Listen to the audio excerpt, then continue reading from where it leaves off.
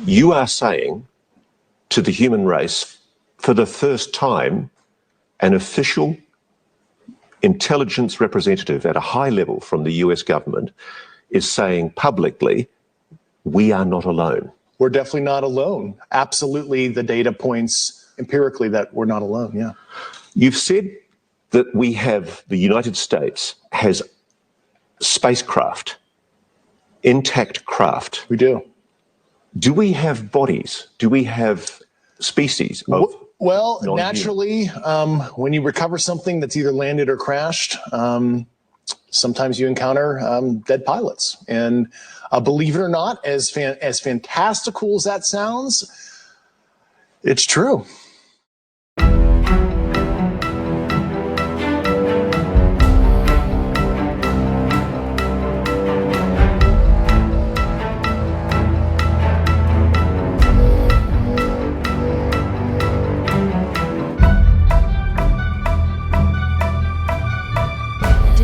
Now. What's up, everybody, and welcome back to the I Believe in Humans podcast. Justin, Dustin, Tomas here joining you on a very special edition of the I Believe in Humans podcast. It's happening. It is happening. What just happened, baby? So disclosure, dude. Disclosure. So finally, we're here covering in a we had to break from our normal release pattern of every 2 weeks to literally get this episode up and into your eardrums as fast as humanly possible. So shout out to, real quick, I want to shout you two guys off the bat for Dustin and Tomas. We are recording right now on Monday night because the David Grusch full interview was released Sunday night, last night. And we weren't due to release an episode this week, but you guys made the commitment that you're going to edit this bitch and get it up. Yeah, we'll get it done on Wednesday night. So you guys have 48 hours to turn this around. Let's go. Easy peasy. To give people what they want, right? So yeah, I'm amped, dude. This is big news. This is the biggest news of the century, dude. Disclosure. That opening clip, it's real. That opening clip, even though I've seen it several times, it still gives me kind of goosebumps just imagining, like what this dude is coming out and saying and implying, right? So should we? Let's set the stage. Let's imagine that the folks listening right now have no idea what we're talking about, except they just tuned in. They heard this explosive statement from this guy talking to a reporter. Should we set the scene real quick? Who is David Grusch is the whistleblower's name. And he's talking to a journalist named Ross Coulthart on News Nation. He was great. He was fantastic. Right. So just for those real quick, I'll recap this, and then Dustin, you can kind of lead us into your thoughts here since that was the clip you wanted to lead with. But just let me set the stage here real quick for those that are listening that may not know what the hell's going on. So David Grusch is a former intelligence officer. He served in the United States military for 18 years. He was part of the UAP task force with Lou Elizondo and company and all that good stuff before it turned into what is now known as Arrow. And he was an investigator. He was working in the Air Force. He has multiple degrees in physics. Physics was his area of study and expertise. I mean, by all accounts, when they were kind of giving this guy's background, I mean, he's a Boy Scout.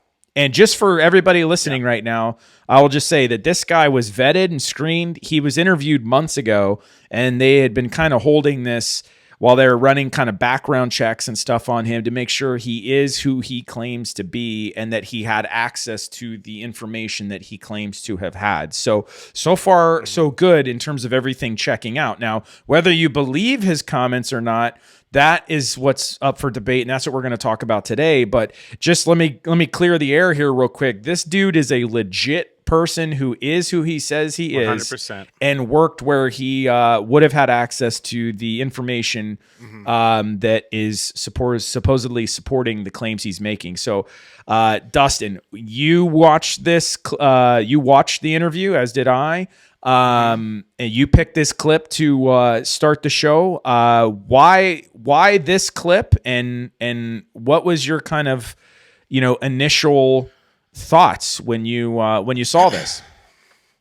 Yeah. Well, I mean, this is disclosure, man. Like, disclosure happened in 47 with Roswell. We all know that it was immediately covered up, so we didn't get the real disclosure, what we really wanted. Then, in my opinion, it happened again in the 80s with Bob Lazar, and times were much different then. They treated him way differently than they're treating David Grusch here today. And now it's finally happening. And everyone wants the proof. They want the evidence. Of course we do. But that's classified. Right. It has been presented. David Grusch has brought it forward. It's been presented to the Inspector General, and he's going to analyze that. And the White House should make a statement on this. That's, I think, when people will really start paying attention. But they kind of already have. Someone was asked at the White House podium to make a statement on David Grusch's claims. I think it was their press. It was the White House press secretary. Their press secretary, and they referred that question to the DOD. Well, the DOD approved of this interview. So to me, this is straight up disclosure. Right. Like, if they're going to approve of him to come forward and talk about specific things in this interview, because he steered clear from other topics throughout the interview because he wasn't approved on those situations. For example, Roswell. Right. The interviewer was great. He straight up asked about Roswell, and he was like, "I'm sorry, I'm not approved to speak on that." Right. So there's so many times it's like, Roswell happened, dude. Like, if you're saying you can't speak on it, it fucking happened. But there's just so many webs of lies that were spun. Right. It's gonna once you start pulling on that thread, it's gonna create a mess. So they're just gonna steer clear from that as long as possible. But this is so exciting, man. Yeah. This is a fun time to be alive, and these whistleblowers protections is the whole reason why he was able to come out the way he did. And I think there's gonna be more and more of these whistleblowers. Yeah. So I couldn't agree more. Dustin, I just want to clarify one thing regarding the DOD's approval of his statements, because this has been kind of a gray area. So I'm not saying, by no means am I against what he's saying, but I just want to clear up that DOSPER, the organization that clears statements, just so, because I can already tell there's people out there that are listening and want to fact check us or whatever. So DOSPER that clears statements, just so we can say, they are evaluating statements based off of, is this person going to be revealing any classified intelligence? So when they approve comments, it is not an endorsement of the person's comments, and it is not a fact checking of the person's comments. They are just basically saying, oh, this is what you want to say. There's nothing classified in this. Your First Amendment covers freedom of speech. Say what you want. All right. So I'm not raining on your parade. I'm as stoked as you. Great. I just want to clarify that, because I've seen that. Honestly, I monitor the socials, and that's been the number one thing I've seen in the comments is people being like, was he approved? He wasn't approved. And I'm like, look. The government was aware that this dude was going to be stepping out into the light of day and saying these things. And he not only, like, did they let him say this, like you said, but I mean, like he didn't end up like falling, quote unquote, falling out of a 15th story penthouse window or something. You know what I mean? So like he made it to film. I think I even saw behind the scenes that they recorded him twice, basically the same interview twice. It was a 3-hour interview, 2 days in a row, just because they wanted to make sure that they had enough footage and that nothing, magically happened to the footage. And I think they took a lot of steps to like save it and put it in different places and all that kind of stuff. So anyway, man, huge. Whether his statements are factual or not, that's all the rage, right? That's all people are tweeting and live tweeting about. I was tweeting about, and that's the debate. That's the healthy debate right now. Is this guy telling the truth or not? And if he is telling the truth, is it his truth? Like he honestly believes. You look in his eyes, and like I said, this guy's a Boy Scout. He's not getting paid for this. If anything, he just ruined his career. I think he was like a real estate agent in Colorado. Like, good luck selling houses now, bro. Like, he's trying to do like nonprofit or some kind of work with like a scientific foundation. He said that's what he's trying to do. So anyway, like there's really people are like, oh, he's doing it for the money. But so far, I mean, unless he gets some kind of, there's no money to be made in that. unless he's going to get a book deal, but like, I just don't see it. And, you know, one thing that I want to clarify that we have kind of exclusive knowledge about, I dropped a little tweet hint at this. So if anybody's following us on social media, they would have seen me sort of allude to this, but and I'm going to say this because I messaged Lou Elizondo a couple days ago. I'm totally name dropping right now, but yes, I do have his phone number and I am in contact with him. And I asked him if it was okay for me to chat about our time we had out at his house. And if you remember correctly, Dustin, I posted a picture of him sitting at his dining room table where I interviewed him essentially for 3 hours, grilled him about this entire subject, and he basically verbatim said the same things that David Grusch is saying. So what that tells me is either these guys were in the same organization and having the same water cooler chat about aliens or non-human intelligence or whatever that we're calling it.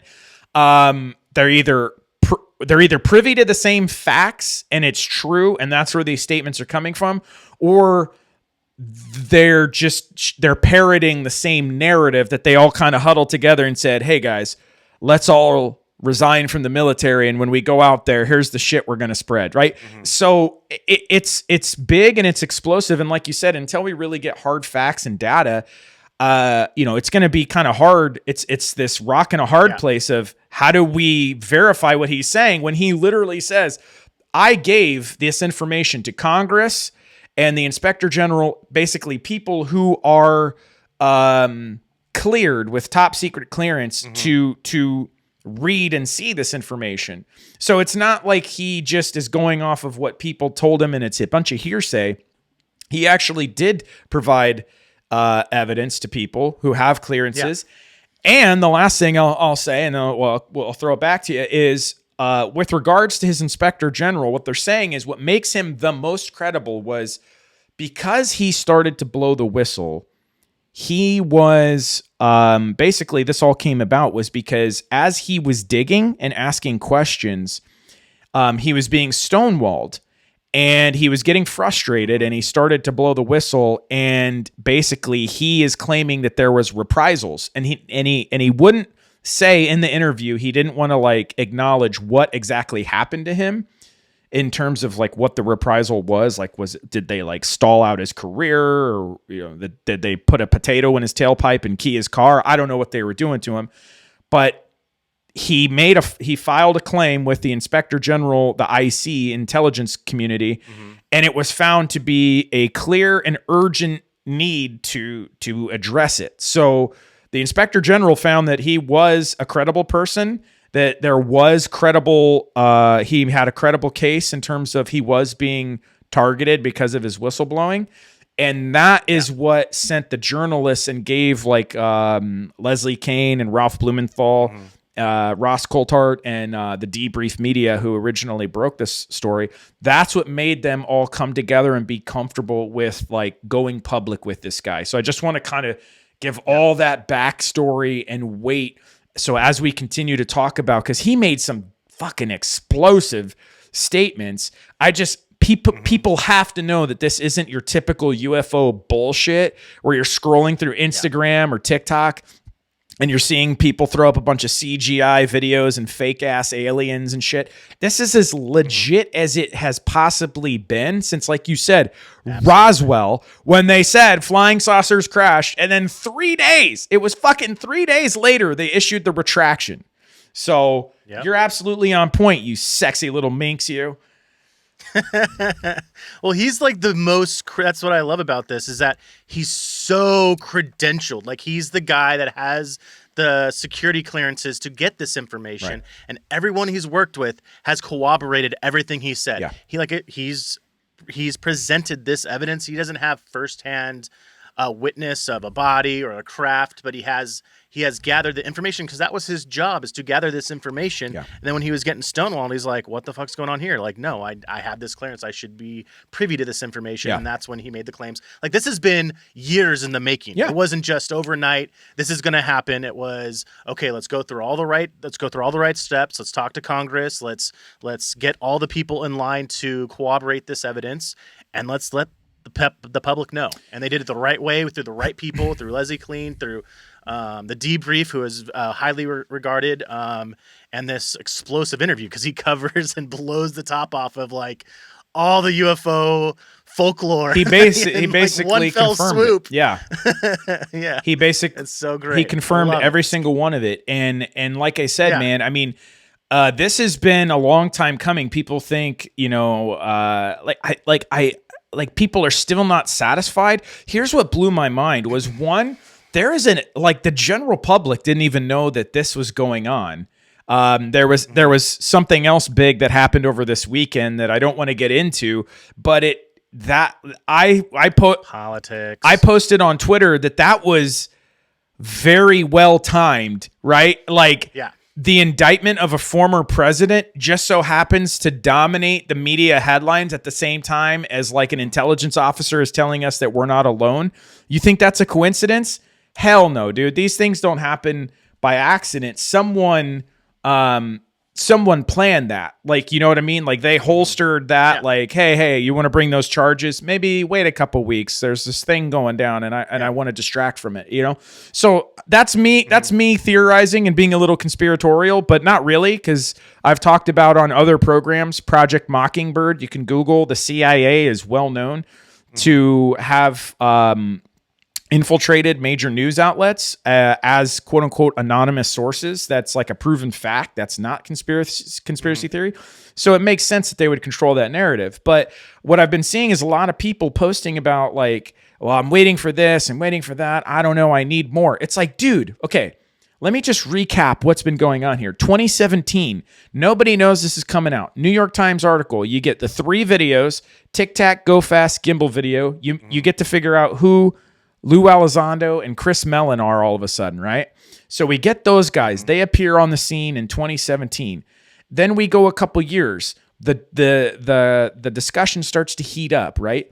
We get the development of Congress taking it serious. They develop the UAP task force that's been through several different iterations over the past couple years. But we even covered it when we started this season. You literally read like the Defense Authorization Act, right? That talked about funding Arrow, which is the artist formerly known as UAP Task Force, right? And you talked about the whistleblower protections. Well, Lou Elizondo has been, since he came out, that's been his main thing with him and Chris Mellon, is pushing for congressional oversight and whistleblower protections so that we can get, Absolutely. And it started with pilots like Ryan Graves and David Fravor and Alex Dietrich. It started with them being protected, and we've been seeing an influx in not only military pilots, but now commercial airline pilots. More and more people, credible people, coming out and sharing their experiences over the last few decades, because the stigma is coming down.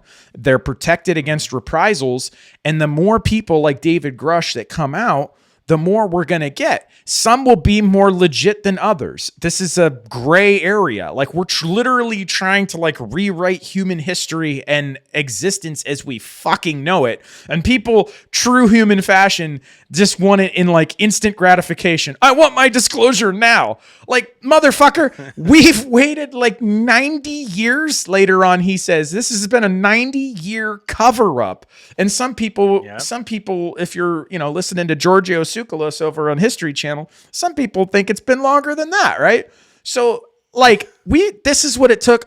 This is what we've done over the last 5 years. Fucking imagine where we're gonna be in the next 5 years, bro. How intense? Right. How much is the heat and the dial gonna get cranked up, dude? I'm so stoked. Yeah. The slow drip of disclosure is speeding up. I feel that there was a crack that busted into the pipe, and it's starting to spray the bathroom, and we just covered it up with some masking tape to slow it down a little bit. But that's only going to hold up for so long, man. Right. It's gonna continue to go, and we're gonna learn some fun stuff here. Dude. Yeah. I am excited to be alive. Right. Tomas, as kind of like, obviously we're totally on the hype beast train right now. What are your thoughts? Like, whether you watched the interview, you got the information, or you're just getting it from us the first time. What's your take on this, man? I'm a little skeptical. That's fair. I say a healthy dose of skepticism.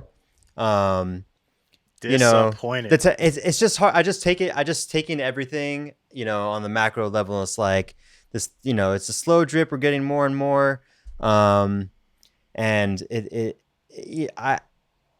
it's hard not to question his motives. Sure. I didn't have as much of the background prior to this shooting this right now, so that was good to hear that, and they vetted him, so that makes me believe him a little more. Great.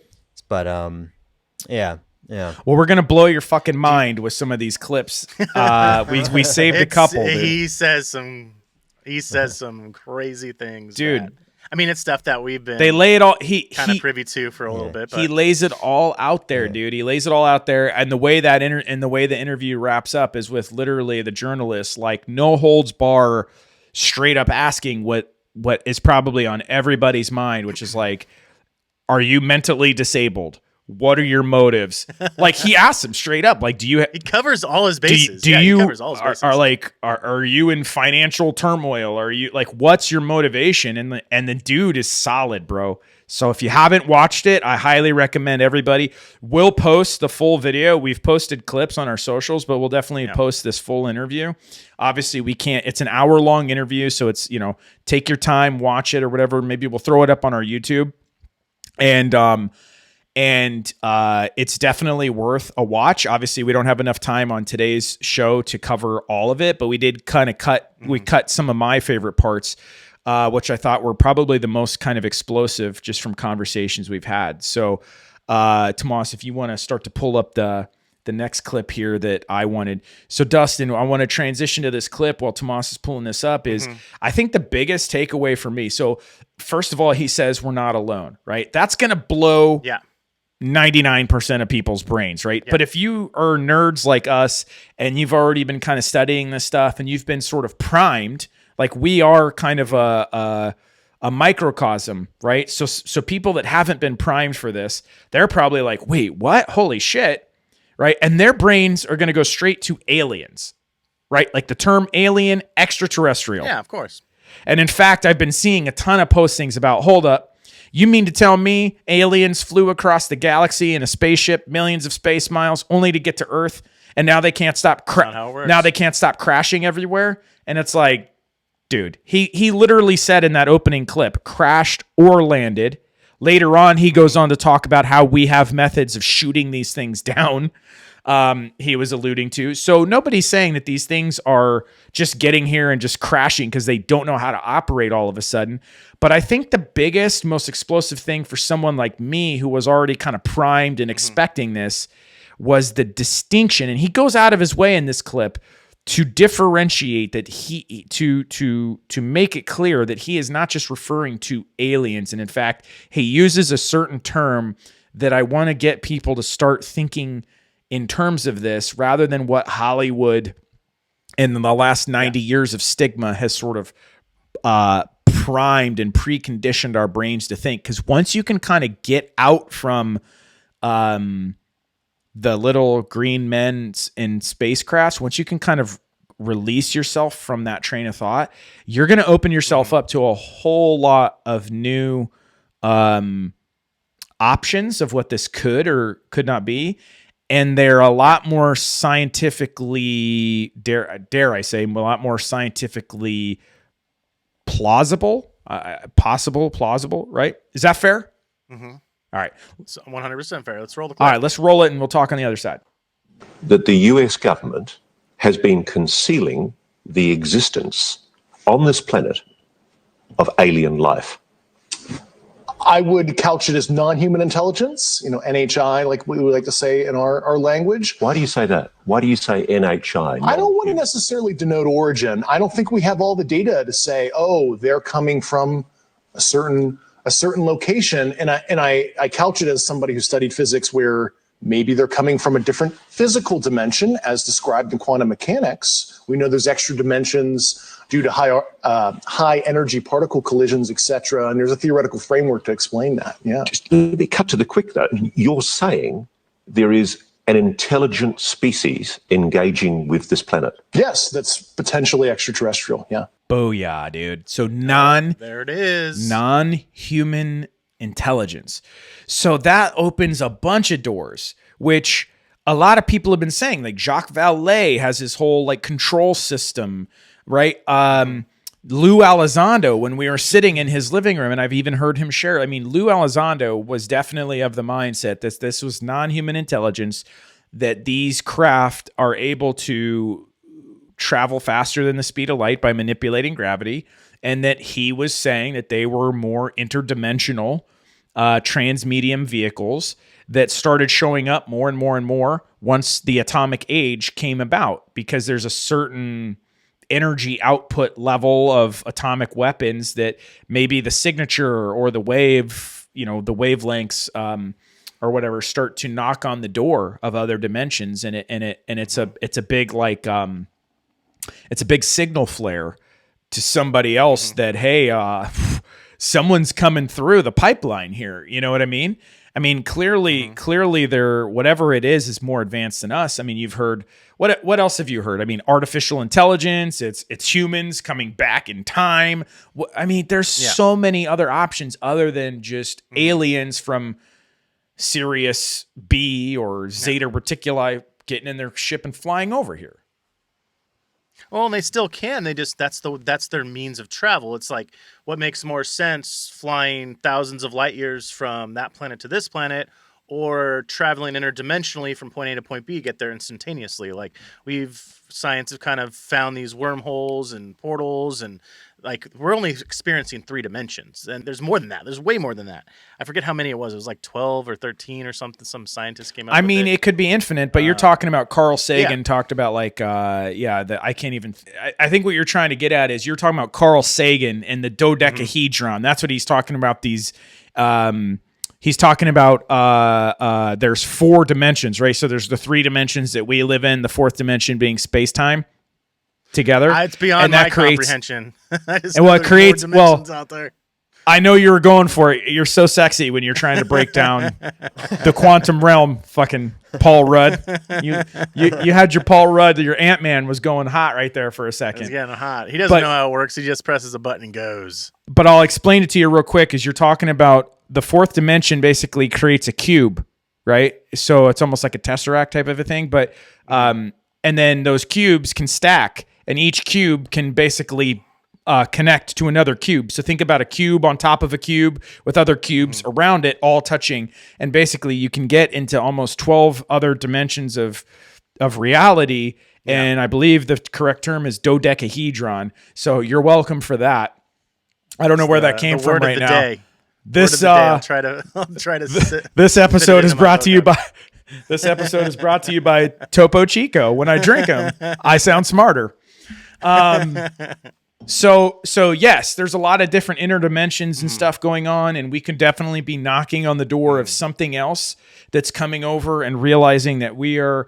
The way someone talked about it is like, imagine if you went into the jungle, right, to witness like monkeys. And all of a sudden you're sitting there and you're watching the monkeys and you're like, oh yeah, look, that's cute. They're using the sticks to like poke anthills and, eat ants out of them. Or, oh, that's cute. They learned how to peel a banana, and oh, they're clearly communicating with another. And then all of a sudden one monkey just pulls out a gun and shoots the other monkey. And you're like, holy shit, monkey. Where'd that monkey get a gun from? Like, that's essentially us with atomic weapons. That's what they're kind of like saying. Yeah. Is like, we're just the monkeys in, like, you just throw a fucking gun out there and see what happens and watch the monkeys try to figure out how to use it, right? And that's what a lot of people are claiming. I mean, this guy straight up, David Grusch, talks about, not only he's talking about crash retrieval, but he's talking about how there are claims of craft being landing. Okay, so someone landed. I guess they get out, and then they ditched it. Like they left it there clearly for us to like see it, engage with it, and try to reverse engineer it. And you know what's crazy about that is you could take that one of two ways, right? You could take that's like, well, they're being hostile or whatever. But I remember reading in the Trinity book, and I've heard Jacques Vallée talk about this, that just the sheer act of these things coming into our world and either crashing, or if they are parking a spacecraft and then walking away, like in South Central LA, Tomas, right? Like if you leave your car running with the keys on the dashboard, it's not going to last very long, right? And that's kind of what they're going for is, hey, like, let's go land this thing, give it to these people, and then see if they can reverse engineer the technology, and then they can communicate back with us.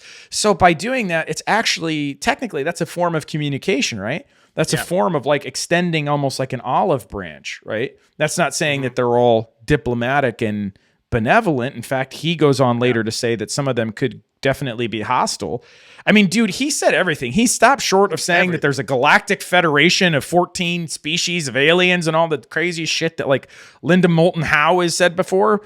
I mean, he didn't go that far, but he definitely alluded to like more than one race and more than one, he talked about agreements. He said there could be around pacts. the ideas of agreements, with the humans, and that's something that I've bought into for years, especially with this phenomenon being attracted to nuclear capabilities. And he also discusses that about how it engages and disengages our nuclear weapons. Like that's been documented and shared with the public. We should be terrified of that, and I think that's why the government looks to it as hostile, but it hasn't necessarily attacked. But I think my theory is that if that nuclear weapon explodes and it is interdimensional, what if it's fucking with their world on the other side of that veil?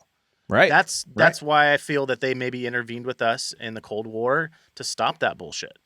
Just being like happy neighbors, like, yo, bro, you just got to cut your grass. That's all I ask is just cut your grass and don't let your dog shit on my yard. Yeah, exactly.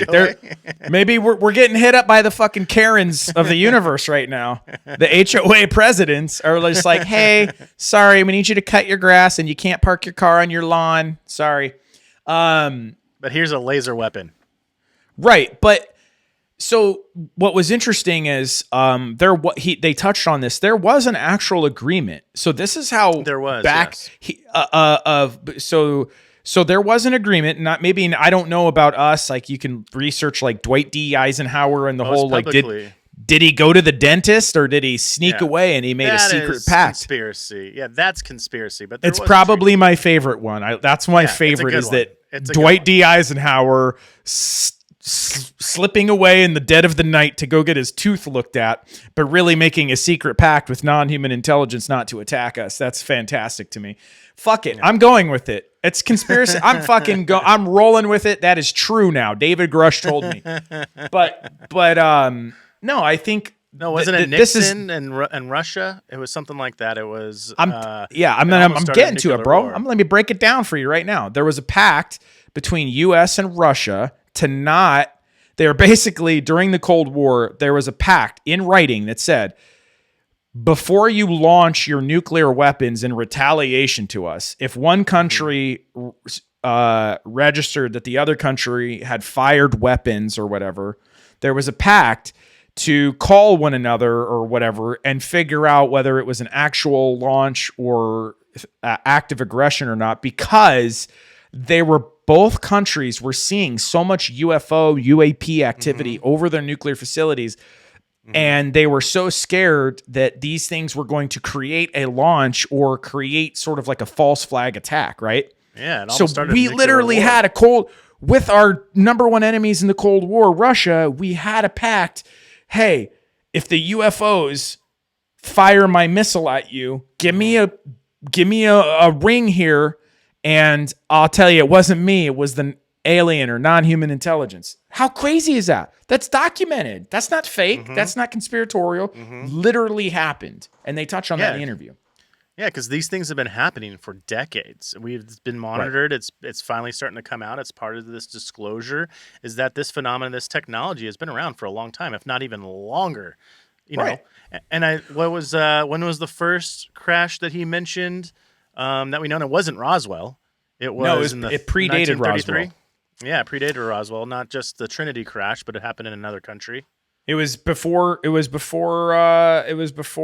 that as well. You're trying to queue up Tomas for the next clip is what I see you doing, you sly devil. So while Tomas is pulling up the next clip where Grusch says that this has basically been a 90-year cover-up and it started in 1933 with a crash in Italy is essentially what we're doing. So while Tomas is pulling that up, let me just stop to pause and give your mom, Linda Heyer, a shout out for buying you your cat and UFO shirt that you're Linda rocking. Always coming in. Linda, it's been a minute. I think it was season 1. She was on fire with your season 1 wardrobe. I think she let her foot off the gas a little bit for season 2, but she came back. I mean, we did disappear for like 2 years, so I get it. Well, hey, you didn't? Did you disappear on your mother? You mean you're not calling your mother? No. I got to get Mark Wahlberg on you and call your mother. Call your mother. She's a nice lady. You, she's a good woman. I love you. You Mom. don't disrespect Linda. So I had to match. Yeah, I had to cats match and you with the astronaut cat chasing tacos.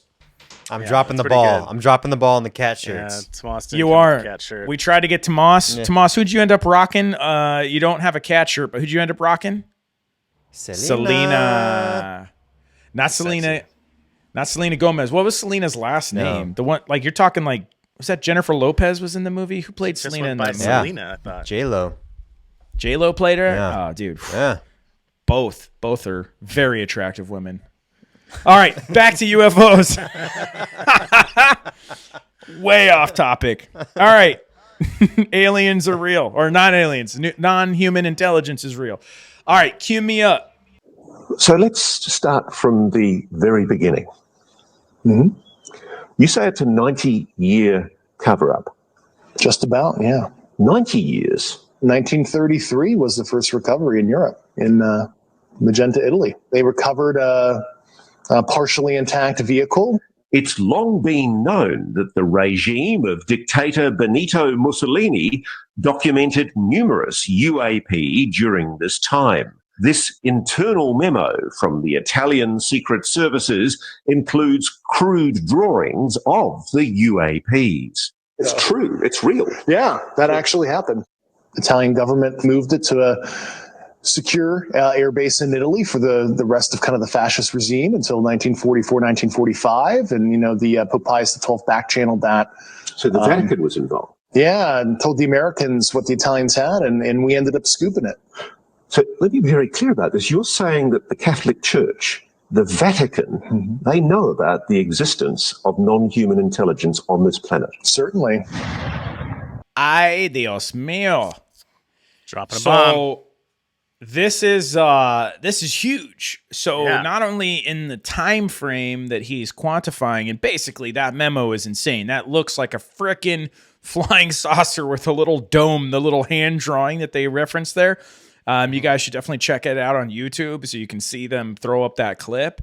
I mean, come on, dude. Like, that's not even close. That's a decade before Roswell.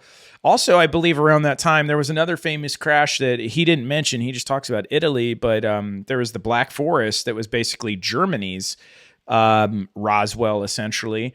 And, that was where the Germans supposedly started attempting to find their Wunderwaffe, their wonder weapon, and it was supposedly reverse engineered UFO technology, man. So this dude is crazy. I mean, he's right on par with the timeline of what people have said.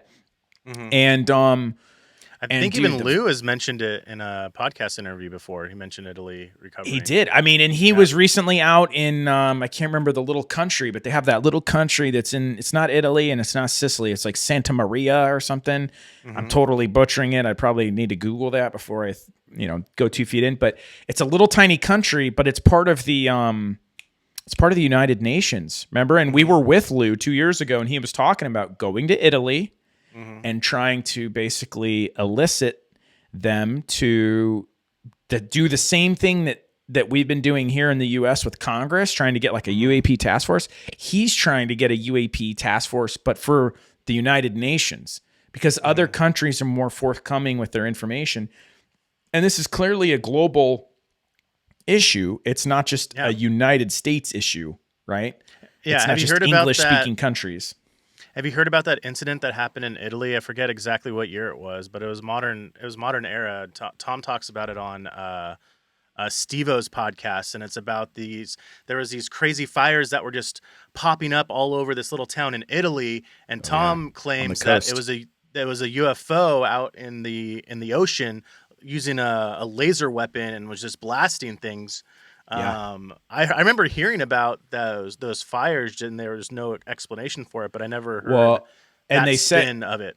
And they sent out the Italian Navy SEALs in helicopters to go pursue it, and it shot one down and that's killed wild, man. people. Yeah. And then a news report came out and blamed it on like a local arsonist or something, but didn't address what happened to the military guys. It was just a quote unquote training exercise that they went down, you know?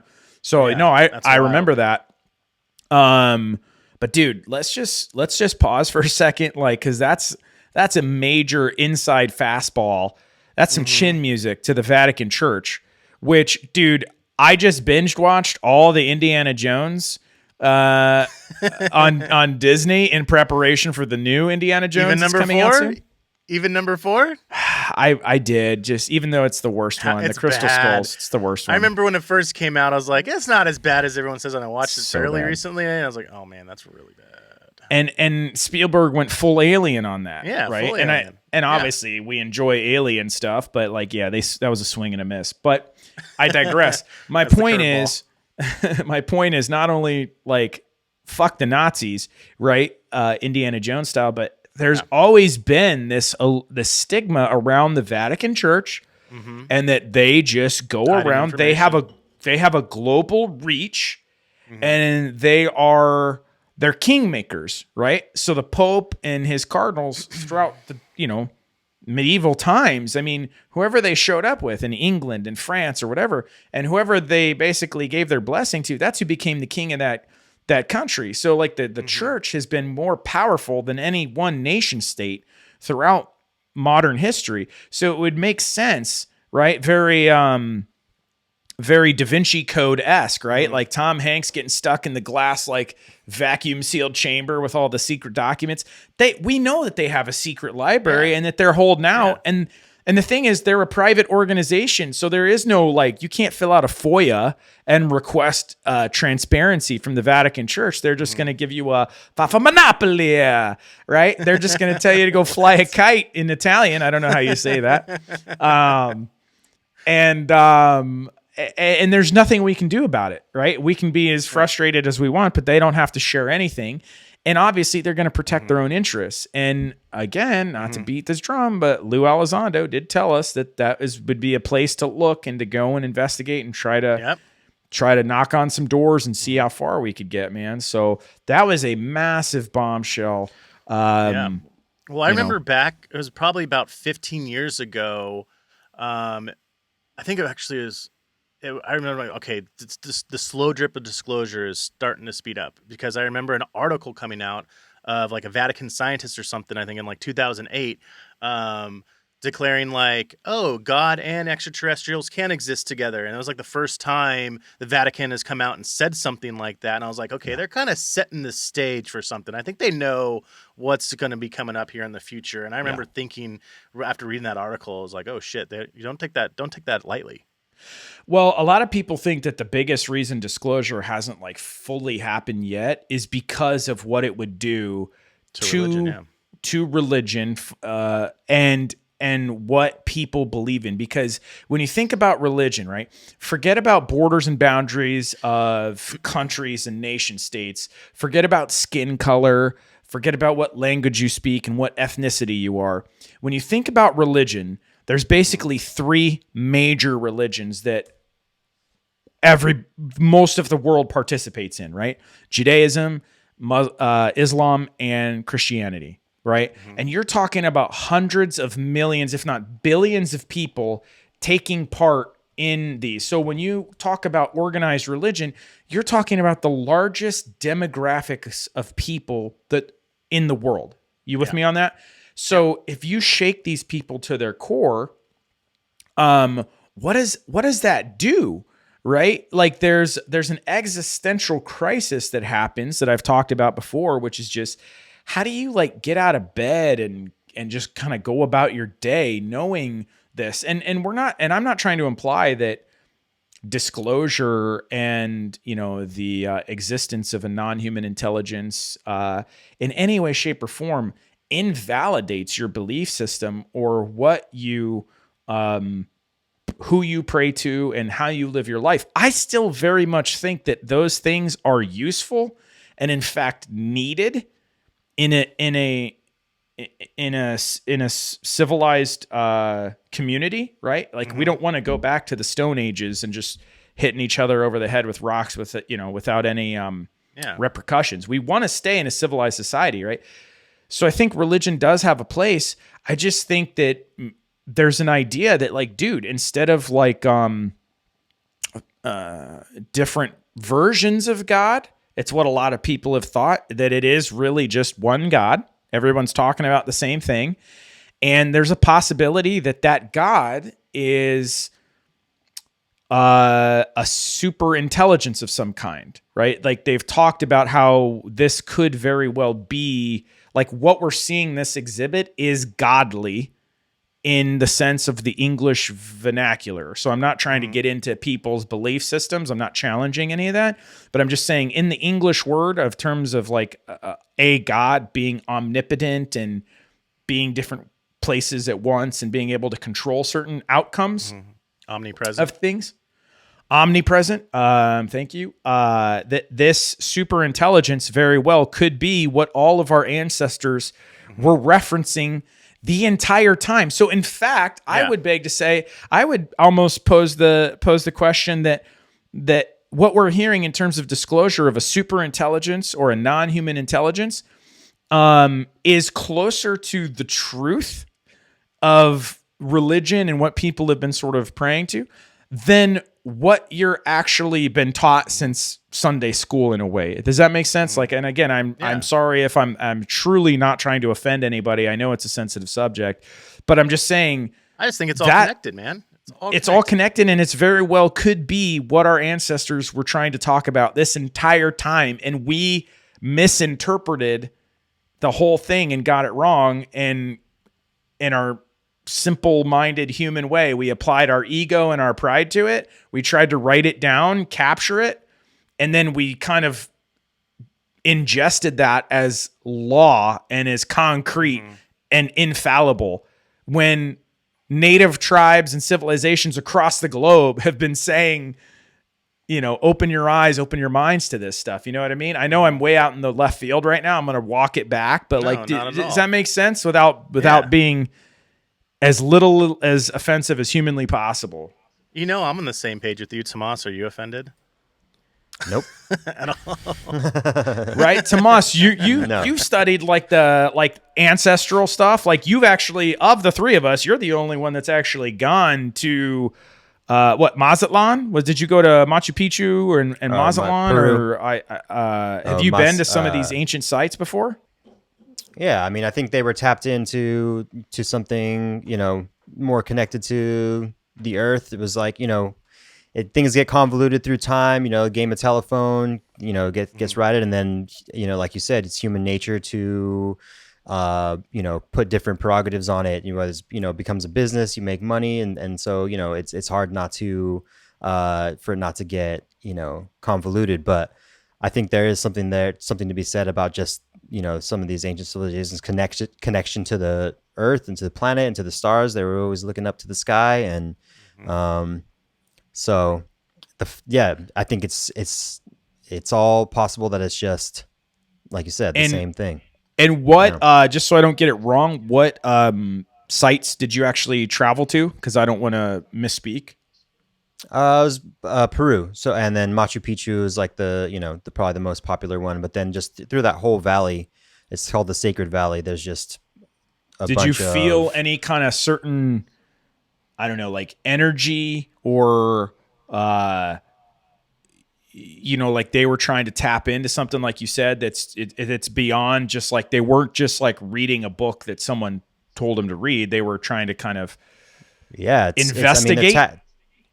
It's tapped in, you know, they're tapped into something, you know, something bigger. It feels magic. I mean, first of all, there are these huge, amazing, you know, ruins, massive. You think about, you know, humans doing this without any the tools or technology that we have today. And so just to see that is already Right. sets the stage. And then just, the way that the intention that they have when they build these things of, lining up with the stars and the solstice and the yeah. Their knowledge of mathematics and astronomy Yeah. and astrophysics almost, like they clearly had an understanding of what was going on. Absolutely. So yeah, I mean, I think, we're kind of going a little Ancient Aliens. I guess I kind of took us down that route. So I'll bring us back to modern times, back to date Mr. Grusch in the last 90 years, I guess. But I think that you can't really acknowledge the modern UFO phenomenon without sort of, you got to tip your cap to what the ancestors and people were trying to say. Because whether they were literally being, I can't say, like, we don't know if these things were showing up thousands of years ago. That's not what I'm trying to imply. But I'm just saying, like, if you listen to Graham Hancock or any of these other people that are talking about DMT and other drugs and all this stuff, it's all kind of interconnected, and that people are tapping into these older civilizations were more of like a shamanistic type of civilization, and that they seem to have been tapping into something. And maybe they were tapping into the same thing, but it just wasn't. It wasn't. It was the same thing that we're tapping into now, but they weren't using atomic weapons. Does that make sense? Like, I'm trying to kind of, that's my like thesis that I'm trying to get to, is that we're kind of all tapping into the same thing and asking the same questions. We're just going about doing it in a different way, because instead of us, drinking and smoking ayahuasca and peyote and stuff in the rainforest, we're an advanced technological civilization. We rely on phones and GPS, where our ancestors could tell time by the sun. We have to look at my wristwatch and my Fitbit. Did I get my steps in today? Right. But that's what we do. We're more of a technological race. So we're focused on the crash retrieval. We want to know about the nuts and bolts, about what the hell's landing in our atmosphere and crashing on our planet. But I think, I'd venture to say that I think people would be a lot more receptive and open to this idea than the government or the Vatican or these other people have given us credit for. So that's why I thought the Vatican statement was such a fireball, as you can tell from my rant here. It was massive, dude. I was like, did he just say that on national television for replay? Like, people are gonna He dropped a lot of bombs. He dropped a lot of bombs. And I want to bring it back to that interview and ask you guys that question. I know Tomas listened to some of it earlier. I know, Justin, you listened to the whole thing. Do you believe him? Do you believe David in everything that he has said? So Tomas kind of already answered. So I'm gonna do I steal this from you, Tomas, or do you want to go first? Go for it. Go for it. So Tomas was like already kind of skeptical. I don't know if we've swayed him just yet. We might need to get him some peyote and ayahuasca, and then I'm sure he'll believe in no time. He'll talk to his machine elves or whoever's on the other side of that veil, and sign me up. Yeah, buddy. So here's what I'll say. I think, had I not had the experience with Lou Elizondo in Wyoming 2 years ago, I would be far more skeptical than I am today. And I know that these guys work together. Lou even thanked him on Twitter and acknowledged him as a former and close colleague of his. I've always been a fan of Lou. I don't have anything against Lou. I thought at the time when we were listening to him that we were hearing something groundbreaking. It really, I don't think either one of us got a lot of sleep that night when we were kind of went home. We were kind of like little kids whispering to each other, like, "Are you still awake? Can you believe what he said?" Yeah. Of course. Yeah, I was terrified. Like, what are we? Oh my God, Yeah, So I was having like an out of body experience, like when he was dude. like over that table when you were just grilling him with those questions. But I felt like I came prepared. I dealt with it a little bit smoother than you did because these are theories I've had for years to when Sure. at the time you were a little bit more skeptic and it kind of drained you. I noticed the next couple days, like it took some energy out of you, dude, where I think I was able to take the blows a little bit easier, but that was a fun experience, and to see where we're at today and it's finally going public and we can talk about these things is really cool. Yeah. And they're, again, the only reason I'm sharing these stories is because I asked Lou if it was okay for us to share, and he said, I'm an open book, feel free or whatever. So, I haven't really shared this for the last 2 years because I didn't want to like put his business out there or whatever. But, so anyway, my to tie this back into what I think though is just, I had that experience with Lou. I left being like, wow, this is crazy. Like at that time, there was nobody else on the planet, supposedly, that knew more about this stuff and was accessible than Lou Elizondo, right? Mm-hmm. Fair to say? Mm-hmm. Like, there's people that could possibly know more than him, but those people are in black budget programs somewhere, and we'll never get to meet those people and have chili dogs or whatever we had with him, right? So we were hanging out. Bro, your brats buddies by brats. Arms. That's right, brat buddies. I couldn't think of the term. Sheboygans. So we had that experience, and then I kind of forgot about a lot of this stuff, and honestly, I was becoming more skeptical. The longer the last 2 years have gone on, I felt like we were getting our chains pulled a little bit. And then Grusch comes out, and of course, we'll talk about in other episodes the Las Vegas incident and some of these, you've got James Fox still tracking down the Virginia incident. Mm-hmm. And there's this, I can feel this sort of groundswell. Yeah. And I think that Grusch is the beginning of something. He's not the end. Because now Congress is already calling to investigate his claims and they want to know more. And this is all part of what Lou was breaking down for us in terms of the whistleblower protections. And we got to do this because you got to have this domino has to fall before this domino can fall. And so now, not only does Grusch provide more credence to what Lou was saying, but now you've got two corroborating stories, essentially saying the same thing years apart. And like I said, I'm either of the mind that this is absolutely true, and we're hearing it, and it's hard to believe, or this is like the most well orchestrated lie that that's going on, and I don't know why they would be lying. I don't know why. We may not know for years to come when we're looking back on this, but either way, whether it's true or it's not, the question is why now? Does that make sense? Yeah. So I believe something is happening, because there's no other reason for this to be coming out now the way it is, and with such like if you believe in any of the conspiracies, like I was half joking, half not joking, but there's been whistleblowers in the past that ended up dead. Okay. Yeah. So like if you're and he even talks in this interview that the people keeping the secret are literally willing to do anything. He said anything, and he said that he's witnessed white collar crimes committed to keep this a secret. Mm-hmm. And he alluded to other people telling him that there were other types of crimes committed to keep this a secret. So sorry for the long answer, but it's a very complicated question and a complicated answer. And I just think that like there's something going on. I don't know what it is, but I want to know, why is this happening now? And I think only time will tell. So I'll put it right back to you and say, what did you think? Do you believe him?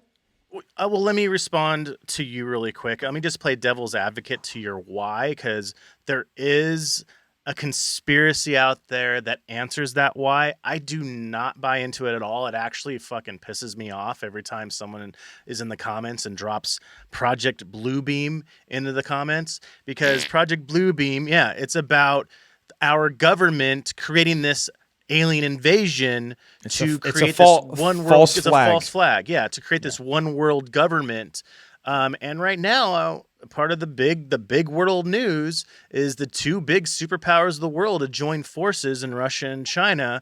So, to play devil's advocate to that conspiracy theory, to give it any breath, is that, that's a good defense, I guess, so they don't attack us. But I don't buy into it at all.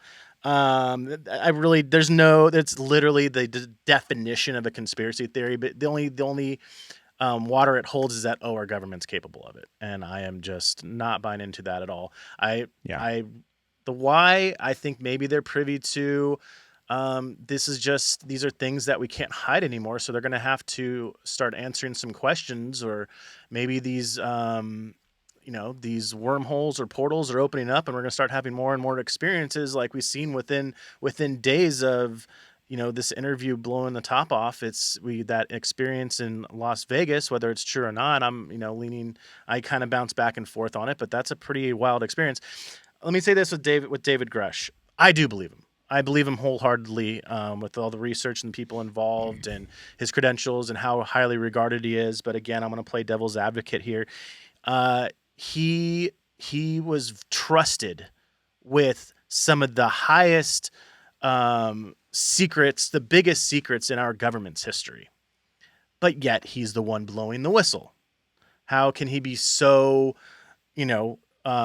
trusted if he's the one blowing that whistle? And another thing that is it funny? I want the soundbite there. I like the delivery. Yeah, it's too short. Was popping in my mind. Sorry. I was hoping to get something out of this. I watched it last night. I did not. That's why I didn't bring the video clip to you guys. But there is actually a body language expert that broke down one of his samples, the earlier clips. And there was no real conclusion. There's a lot of the things that he was expressing, like piercing the lips and nodding his head in certain moments, are signs of deceit, but it's also the same exact signs of someone that would be under stress. And I think someone that's making these claims and conducting this interview and answering these questions, that's a high stress situation. So that's why the body language expert had no conclusion with his analyzation of that, which I didn't bring that clip because it was kind of boring. But in the end, I truly believe him, man. I really do think this is disclosure, and it's just the beginning. Yeah, man. Well, what I'll do is I'll pose that question. Like I said, do you think that David Grusch is telling the truth? Do you believe him? We'll pose that question to our audience, and the easiest way for them to get back to us and let us know what they're thinking is to answer in the comments, whether that's on Instagram, TikTok, YouTube, wherever you're following us. Please let us know in the comments. I'm sure we'll throw up some posts. Follow us on Instagram, TikTok, Twitter, and check us out on YouTube, and you can see all the visuals that we've been throwing up today. And you can let us know in the comments. And Dustin and I monitor those comments religiously and try to get back to everybody that messages us. It's a lot of work a lot of times, but I would say that it's been pretty fruitful, right, Dustin? We've had a lot of great conversations, and we're meeting a lot of cool people with a lot of cool stories. So we want to hear from you. We want to get that reaction to David Grusch's bombshell interview on News Nation Sunday night. Is he telling the truth? Is this disclosure with a capital D? Hit us up and let us know what you think. You can also email us at ibelieveinhumanspodcast.com, and we'll do our best to get back to everybody with a clear and concise answer. So that's all we got for this special edition of I Believe in Humans podcast, Disclosure Now. We want to thank you so much for tuning in. And until next time, Dustin, it's okay to believe. You're not alone. Peace. See you guys.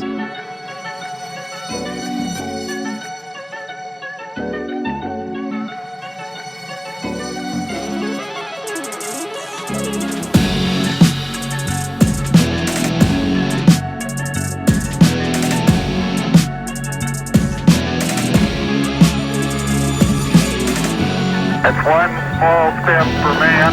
Welcome there. One giant leap for mankind. What's up, man? It's lit. UFOs are real.